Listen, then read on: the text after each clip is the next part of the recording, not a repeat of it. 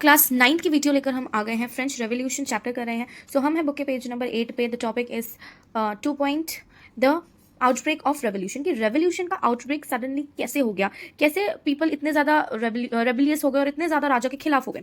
सो अब राजा ने डिसाइड किया था, because of all that Louis 16 wanted to increase the tax. अब लुइस 16 जो था वो टैक्स इंक्रीज करना चाहता था। Now how do you think he could have gone about doing this? Now अब ये कैसे हो सकता था कि वो इंक्रीज टैक्स अपनी मर्जी से कर दे, बिकॉज ये तो रूल ही नहीं था। Okay, so there was a rule in France जो कि किंग को भी फॉलो करना पड़ता था, that he had to call a meeting of state general. State general की एक मीटिंग होती थी जिसके अंडर अगर कोई भी पॉलिसी, जैसे कि न्यू पॉलिसी उसने लॉन्च करनी है या टैक्स बढ़ाने हो, तो वो डिस्कस करके तीनों रिप्रेजेंटेटिव का एक एक जो वोट होता है वो लेकर वो प्रोसीड कर सकता था। देखते हैं प्रोसीजर क्या है। सो अब देखिए, फर्स्ट डजंट मीन्स हियर कि फर्स्ट फ्रांस का first, but here it means कि पहले जो स्टेट जनरल की मीटिंग हुई थी वो 1614 में हुई थी, और इतने सालों बाद आप कैलकुलेट कर लीजिए, इट्स बीन सो आप देख सकते हैं 175 ऑलमोस्ट ईयर का डिफरेंस है। सो अब लुइस 16 को एक स्टेट असेंबली बुलवानी पड़ी। अब ये स्टेट असेंबली 1614 के बाद डायरेक्ट हो रहा था 5 मई 1789 को।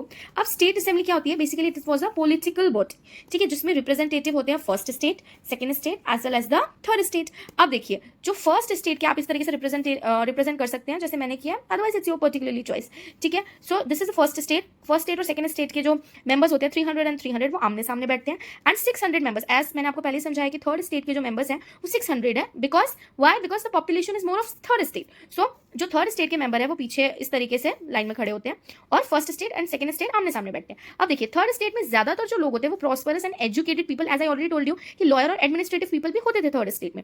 अब देखिए, जो पीजेंट है, आर्टिशियंस है, वुमेन है, उनको एग्जेम्प्ट किया जाता था एंट्री से, यानी उनका कोई भी बात, उनकी कोई भी चीज जो कि वो डायरेक्टली जाके असेंबली में नहीं बोल सकते, बल्कि देयर वाज अ रूल कि उनके 40,000 letters as a grievances peasant के जो मेंबर्स अंदर जा रहे थे, the educated the prosperous section, वो रिप्रेजेंट करेंगे, लेटर्स लेके जाएंगे, उनकी बात को सामने रखेंगे। So this was the whole scenario.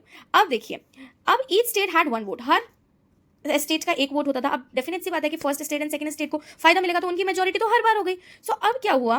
Third state demanded each vote each citizen. That means पहले जो था, अब थर्ड स्टेट के लोगों ने बोला कि हमें पहले वाला रूल नहीं चाहिए, बल्कि हमें ईच citizen each वोट का we want a rule, and that rule was based on the idea of the social contract which was given by Rousseau, ठीक है। अब देखिए, king denied the proposal and third state walked out of the assembly। अब और rebellious हो गए third state, उन्होंने as king ने मना कर दिया कि हम ऐसा नहीं कर सकते, हमारा जो रूल फॉलो होता आ रहा है 1614 से, हम वही फॉलो करेंगे। सो अब लोग बहुत ज्यादा गुस्से में आ गए थर्ड स्टेट के लोग, और वो असेंबली से चुपचाप बाहर चले गए, रेबेलियस होकर रिवॉल्ट में बाहर चले गए।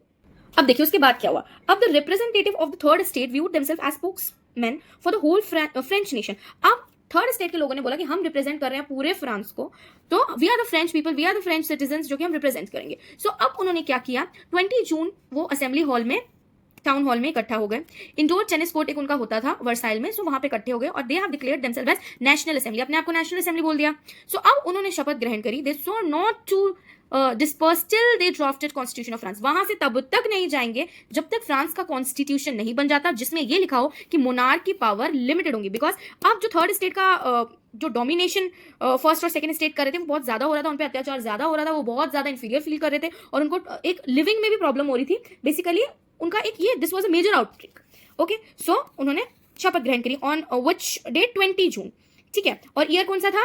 1789, करेक्ट। अब देखिए, ये अब डेफिनेट सी बात है, बिना लीडर के आप बेकार हैं, जैसे आप बिना टीचर के यू आर डायरेक्शनलेस। सो अब देखिए, इनको लीड कर रहे थे, there were 2 people, Mirabeau and Sieyes. Now Mirabeau was from a noble family, but उसका जो आइडिया था, ही हेटेड फ्यूडल सिस्टम, वो इक्वालिटी को सपोर्ट करते थे, so he was leading it. And Sieyes, he was a priest, और इसने एक बुक लिखी थी what is the third state. So उसके थ्रू वो लोगों को बताते थे, लोगों को आगाह करते थे कि व्हाट वाज गोइंग ऑन, कि सिटीजन्स के बीच क्या चल रहा है, किस तरह की इनइक्वालिटी उन्हें फेस करनी पड़ रही थी, करेक्ट। अब देखिए, there are some important dates, हम अभी बुक में आपके इंपॉर्टेंट डेट्स दी गई है, बट हम अभी सिर्फ वहीं तक करेंगे जहां तक हमने पढ़ा। सो 1774 में लुइस 16 किंग बन गए। 1789 में मैंने आपको बोला it was a big day for France, बिसाइल में स्टॉर्म अचानक से हमला हो गया, which was the day of anger, day of outbreak. 1791 में constitution was framed, which we will be studying now. Okay, thank you and stay tuned.